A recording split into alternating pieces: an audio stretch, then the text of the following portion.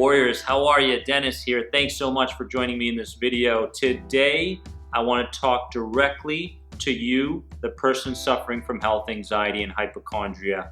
When I deal with people suffering from health anxiety, they hold a very, very special place in my heart because I can truly resonate. I can relate to what these people are going through. The fear of the next big symptom of anxiety, the fear of the next panic attack, the fear of what someone might say or what time of day it might be that might trigger some kind of sensation. I get the cycle very, very clearly, and so do you. And through these videos, you're gonna find that we're directly speaking to the root of the problem, which is in fact the very things we're doing today. So you are very lucky to experience this video because we are no longer gonna cope. We are no longer gonna manage our anxiety and these sensations. We are gonna speak directly to the part of our minds called the amygdala to begin reformatting, reconditioning this new direction that we wanna go in our lives, okay? And I'm gonna show you exactly how to do that. Now, the goal today, guys, is to go from sensitized to neutral, okay? If you're experiencing symptoms and you're going everywhere asking people, is this something that everybody experiences on a daily basis?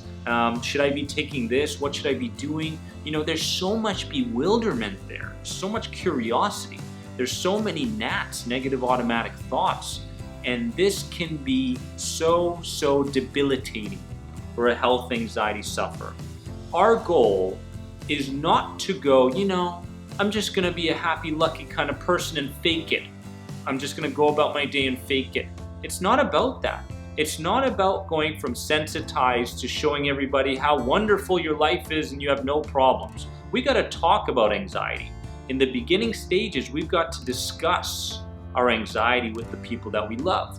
But it becomes a rapidly bad cycle when it's fulfilling a certain human need that you have. That's the problem. If you're constantly gaining that reassurance, like, are you sure this is okay? And are you sure I shouldn't go to the doctors, get that final checkup, whatever it is? Then you know what? You're just asking for reassurance. And that is what goes against a health anxiety sufferer. That love and connection that you get, or that feeling of having certainty. If I keep my anxiety alive, I know that it's not gonna get worse than what it is, okay? And you know what? That's no way to live. So understand the goal. Today, we're gonna get you from sensitized to neutral. Neutral, meaning that you're experiencing a sensation, you're experiencing a feeling without reacting to the feeling, without adding more bricks on top of that house, without adding more fear on top of fear. Neutral is our goal, okay? When we get to neutral, what starts to happen? What starts to happen is you become broader in your thinking. You become more open-minded in your thinking. And this, my friends, is crucial because if you'll notice with health anxiety and GAD, people have a very narrow-minded way of thinking. It's either I'm healthy or I'm unhealthy. Something is either dangerous or it's safe. But guess what? Narrow-minded thinking does not promote understanding. When you're thinking narrow-mindedly, you don't really understand how your body works or how your mind works, how your system works, how your spirit works. And you know what? You can go about your whole day and your whole life thinking very, very narrow-mindedly, and that's not what we want, okay? So remember, first and foremost, that it's a convincing game, guys. You have to convince the boss right there in two little walnut-shaped sizes, okay, your amygdala. That's the boss. The message and the information goes through your senses. It gets in the thalamus, okay, in your brain, and then it goes to either the cortex or the amygdala, okay? And the amygdala says, oh my goodness, I see that message, I see the interpretation. Guess what? Here's a flush of symptoms. Here's a flush of sensations. And you can either know when those sensations are going to happen because you're expecting something to happen in your life that's fearful, or you might not expect it. You might be going about your day and there I am, I'm in the movies, I'm having a great time, and whammo, you start to feel something, you start to feel a symptom. Then you become curious, then you get into what if thinking, and then you run to the doctors or you run to the pill or something like that. It's a convincing game. You've got to convince the boss. The boss is not very easily convinced because the boss holds on to all the emotional reactions from the past. All the memories are stored within your subconscious mind and comes up. All of a sudden you could be walking down the street and someone goes, "Hey, nice shoes." And you go, "Was he being sarcastic? Are you sure?" And you start investigating the shoes. You start building up anxiety there, and then you start to feel a flush of sensations and symptoms, and you know where it's coming from. So the cortex says anticipation anxiety, and the boss, the amygdala, says, "Hey, there's no reason for anything. I'm just gonna shoot these sensations, shoot some adrenaline, shoot some cortisol within you, and you're gonna feel flustered," okay? The boss, the amygdala, understands through experience. If you're always running away from your symptoms and trying to get rid of them or avoid a certain environment, what's gonna happen? The boss is gonna go, "Well, okay, I guess we don't have to turn on those symptoms again, those sensations." But you know what starts to happen is you start to group things by what's familiar. All of a sudden, a restaurant is familiar. You know that you experience sensations, health anxiety in that restaurant. You no longer go to the restaurant, but there's people in the restaurant as well. So it groups the people with the restaurant, and all of a sudden you're avoiding people.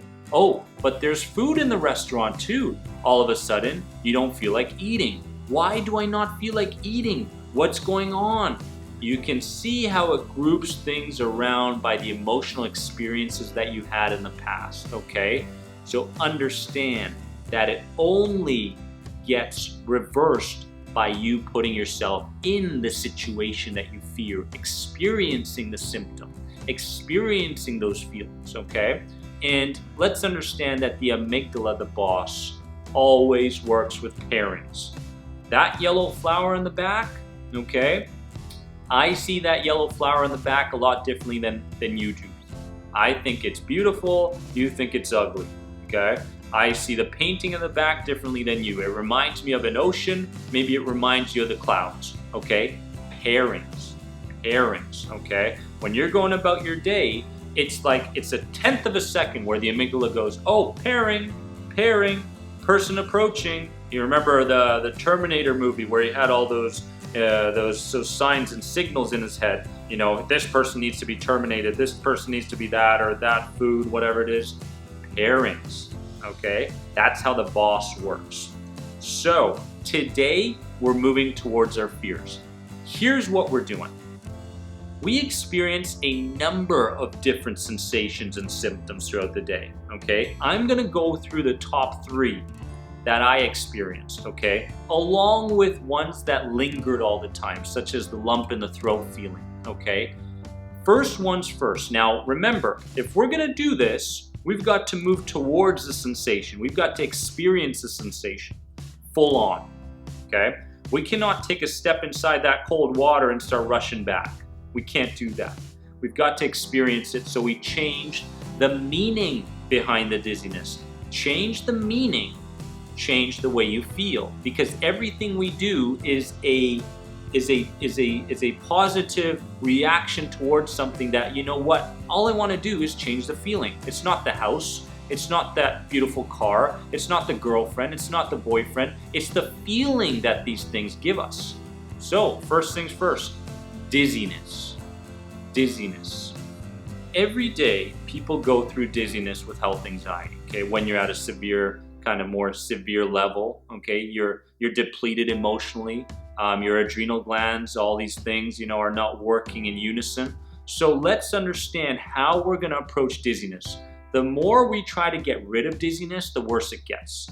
The more we try to eliminate it from our lives, the worse it gets. So the first thing you're gonna do is stand or sit in a rotating chair, and what you're gonna do is rotate for 10 seconds. All you're gonna do is spin around, get dizzy. And in that time, what you're gonna find is that you're changing the meaning behind the dizziness. Okay, you're starting to go, okay, this isn't so bad. I'm experiencing it without trying to let it go. Number 2, heart palpitations. The best thing you can do is go for a jog and find a certain destination that you want to go to. I want to go to the market. It's about, 5 to 10 minutes away. Start jogging lightly. Get familiarized with the sensations of the heart palpitations, the sweating and such. And in that moment, start to change the meaning. Hey, it's not too scary. Hey, I'm looking at the facts now. I'm still alive. Remember, you don't recognize those things when you start to feel it. You start to jump to assumptions. That's not what we want. So you change the meaning by experiencing it. Number 3, body zaps. Get in the cold shower and take a 1-minute shower. A lot of people go through their day and feel this or that, a zap here, a zap there with health anxiety. They automatically start to focus in on it and say, what does this mean? The truth is, it means nothing. Everybody experiences them. So get in the cold shower, experience the cold shower for 1 minute, okay? In that moment, without trying to rid yourself of the body zaps, just feel, just change the meaning, the perspective, okay? Change the association. No longer is it a life-threatening thing. No longer is dizziness, heart palpitations, body zaps a life-threatening thing. It's something that happens to everybody. All we have to do is see it differently, okay? So remember, experience, don't react. Flood yourself with the very thing that you fear and change the meaning, therefore change the association, change the way you feel. Love you guys so very much. You are more than anxiety. I'll see you soon.